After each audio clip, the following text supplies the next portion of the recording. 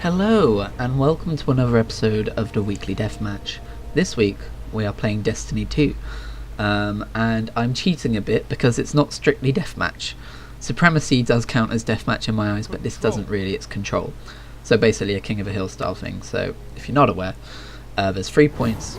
If you control one of them, you get 1 point for each enemy you kill. If you control two of them, you get 2 points. If you control three of them, you get 3 points. And obviously vice versa, if you control, like, if the enemy controls 3 points, you don't have any. So it's a problem. But I'm guessing most people know how this works. As you can see, I'm using the bow. And that's why I decided to cheat and do this, because this is my first Crucible match since the release of Forsaken, the new Destiny 2 expansion. The first one that really feels like an expansion, I'm going to say, because Warmind felt like a decent DLC, and the one before that, Trials of Osiris, felt, well, like a patch, if I'm going to be honest. But Forsaken is great. And for some context here, I have just beaten the campaign yesterday because I haven't had a lot of time to play it between work and stuff. And I haven't done really any of the endgame yet. I haven't unlocked the second destination yet or anything like that, but I'm planning to. And this is absolutely just going to be a ramble about the Forsaken expansion. So strap in, basically. The first thing I want to talk about is the bow.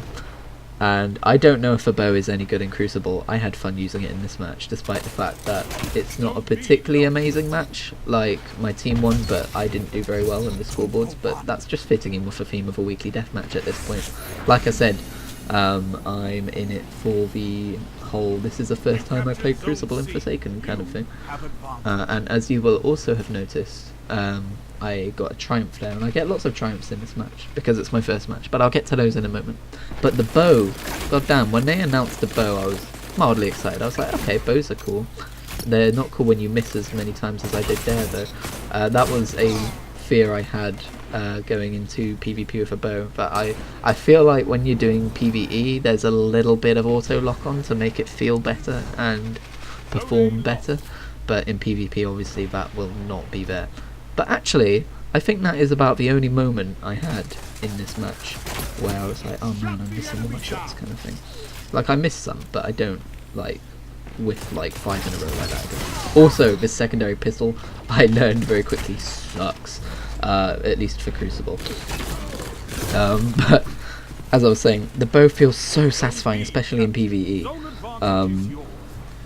Because yeah, when they announced it, I was like, okay, that's kind of cool. But using it was a real surprise for me. I thought I would use it and be like, okay, that's kind of cool, but you know, I like the gunplay of Destiny 2 too much to really forsake it for a bow. I would say no pun intended, but I would be lying. And it's fun in PvP as well. It's very satisfying when you get a kill. But PvE, it makes me feel like bloody Legolas or something, the way I'm just like running around shooting. I had an awesome moment where I basically soloed a public event by myself. Not a heroic version, but just a normal version. But this was in leveling gear and stuff. And I had the bow as my primary. I had I'm trying to remember what I had as my secondary. I think it was a fusion rifle, so I didn't use it very much because I don't particularly like fusion rifles.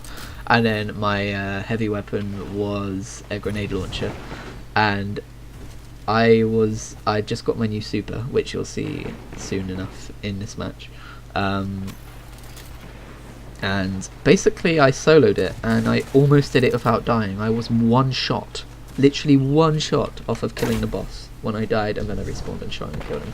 But it was such like a hero moment kind of thing, and I was literally like darting between cover, like knocking arrows, shooting people in the head. It was great. I can't really explain it, and unfortunately I didn't really capture it as a clip. I'm sure it wouldn't have looked as cool as it felt. I caught the end where I died, and I was like, damn it, so close. So that'll be coming up next year. And yeah, the new super is amazing as well. I'm so glad that as a Void Warlock I finally have a super that isn't just giant grenade.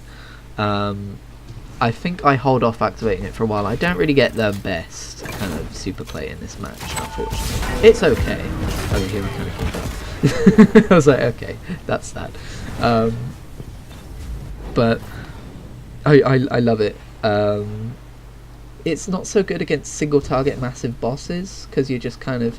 So basically, you activate it, and then you're floating around, and you left click to emit a blinding flash of light, which does damage, and you right click to teleport a short distance. And it's great for clearing out large packs of mobs.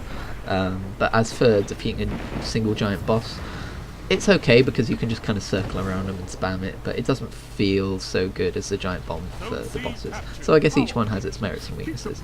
But also, I was going to talk about triumphs and collections. Honestly, probably one of my favourite features of this expansion. I was going to say favourite, but I don't want to just outwardly just completely like demerit all of the story stuff and everything. But just having the triumphs and collections really does push me to go out and do that completion stuff. Like, that is what I love doing in an MMO. Like World of Warcraft, I love collecting battle pets and mounts and like sets, like transmog sets and stuff like that. So similarly, now in Destiny, you better believe I'm going to go back and clear out all of those lost sectors and adventures and all the stuff I didn't do before. Even though it's irrelevant content, I want the triumphs, I want the triumph points, and I just love collecting that stuff, especially in an MMO, which I know I'm going to, like, my character is going to live on for years and years doing all the new content and stuff. I like going back and being like, oh yeah, this is when I got this kind of thing. It's just I love it. Can't really say any more on that. Collections are cool, but triumphs are really what like excite me, and the lore as well. Although I've only read a few scraps of lore, and I haven't actually been too pulled into it. The writing felt kind of like very, they assume you already know what's going on in the world. And I suppose if I have any criticisms with the story in this expansion as well, that would be one of them. They kind of assume you've played Destiny 1. They assume you already know what's going on with the Awoken situation, whereas in that first cutscene, or not the first cutscene, but the first Aldrin based cutscene where he's in the throne room, I was completely lost throughout that whole cutscene. I was just thinking, what's going on here? I don't understand the relationship between these two characters, the history that they're alluding to, the motivations, like anything about this. And I feel like, I might be wrong, but I feel like if I played Destiny 1, I would have been like, oh man, this means this, and this is what's going on here. And as I went through the expansion, I did pick up pieces of what was going on and what had happened. But in that first cutscene wasn't great. However, that's about the only criticism I have. It is a huge step up from Trials of Osiris. Oh yeah, so here the match ended, but I then go through and I look at the triumphs I got in the Crucible match. So since I'm not done talking, we'll keep going, shall we? Yeah, I really like the story. Maybe not quite as much as the vanilla Destiny 2 campaign. And I've heard some bad things about that, but even though it's a little bit archetypal, it's like a sci-fi, like alien invasion story, I really do like how it was kind of, I don't know, it's my first time playing a game by Bungie, so it's kind of their traditional storytelling. But this is a bit different, this is more about vengeance and stuff, and I feel like they explored those themes kind of well, and I think there's still more to come in the end game. And I definitely need to keep playing, and I might have another Forsaken Ramble next week in the weekly deathmatch. But for now, I'm going to claim these triumphs and head off. I thought it'd be kind of cool to just show the triumph system. It's so satisfying when you claim them. But anyway, thank you for watching. See you next week.